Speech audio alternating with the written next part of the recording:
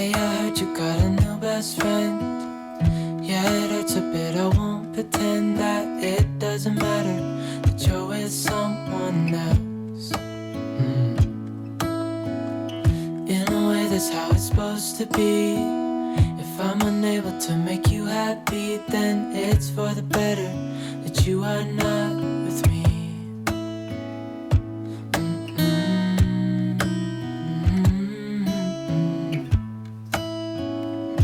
That's why I wrote you a letter, 'cause you see, I write so much better than I speak.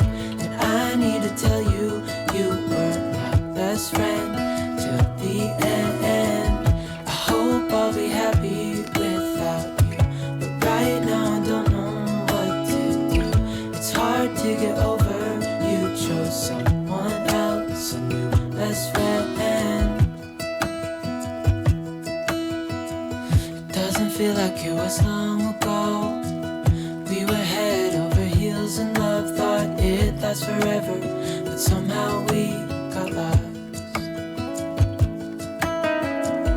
Looking back, I didn't realize what was wrong with me. I can't deny I took you for granted.